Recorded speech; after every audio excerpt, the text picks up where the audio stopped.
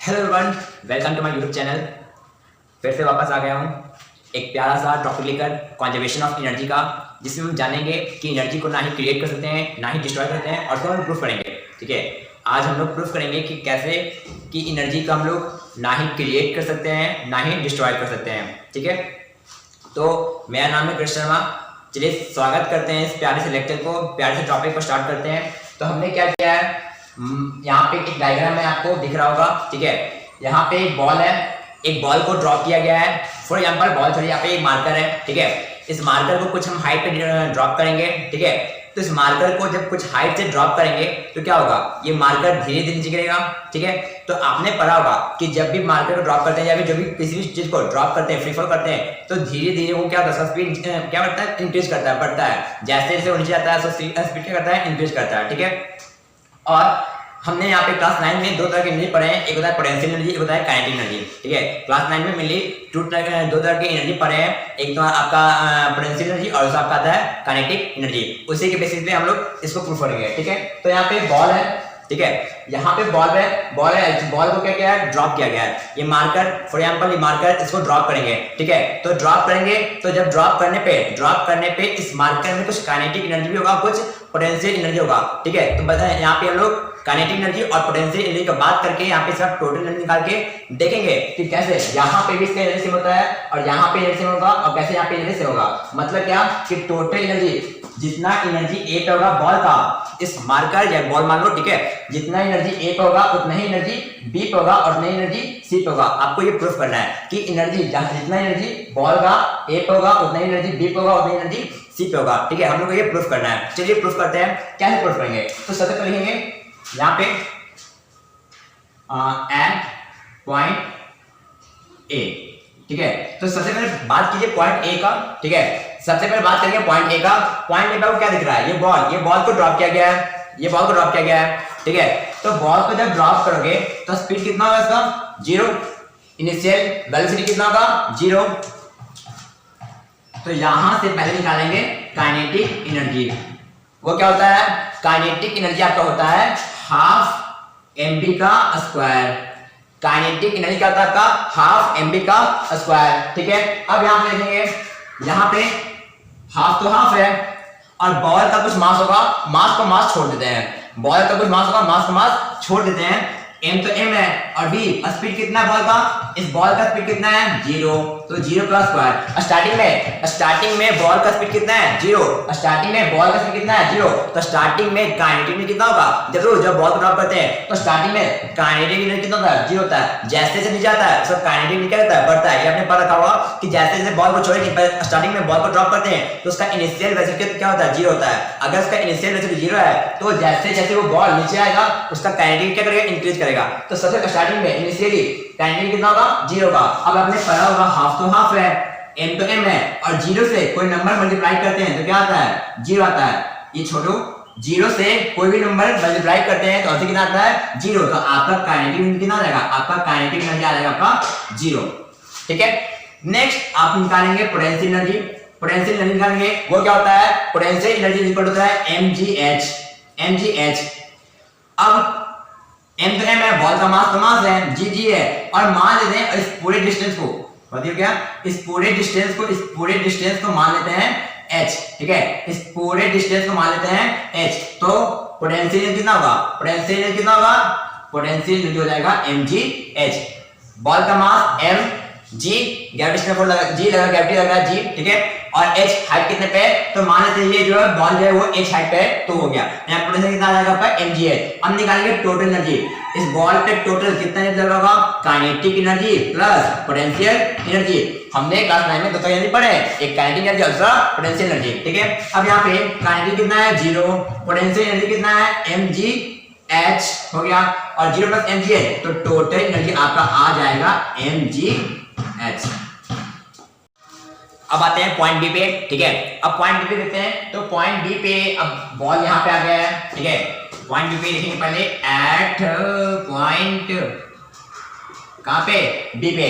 अब point B पे जब ऑब्जेक्ट देखो तो ऑब्जेक्ट जो है ना, पहले निकाल लेते हैं इसका पोटेंशियल एनर्जी निकाल लेते हैं पहले। ठीक है, तो अगर देखोगे तो अब ये कितने हाइट पे है, टोटल h है, मान लो ये इतना ये हाइट मान लो x है, ठीक, मान लो ball x height x height के नीचे आ गया है, मतलब कि टोटल s था वो x हाइट नीचे आ चुका है। अब कितना हाइट होगा, तो अब कितना हाइट होगा, तो इसका हाइट कितना होगा, पहले हाइट कितना होगा इसका h माइनस x, हाइट कितना होगा h माइनस x, ये कितना हाइट होगा, ये होगा आपका, ये हो जाएगा आपका, कितना हो जाएगा, ये हो जाएगा आपका h माइनस x, ये h माइनस x हाइट पे है, ठीक है। अब आगे हाइट h माइनस x है, तो पोटेंशियल क्या होगा, क्या होता है, ये होता है mgh होता है, potential energy is equal to n तो m है, g तो g है, h कितना है, h कितना है, h माइनस x है, h कितना है, h माइनस x है, ठीक है, ठीक है। तो यहां से पोटेंशियल एनर्जी कितना जाएगा, mgh माइनस mgx, ऐसा कुछ आ जाएगा।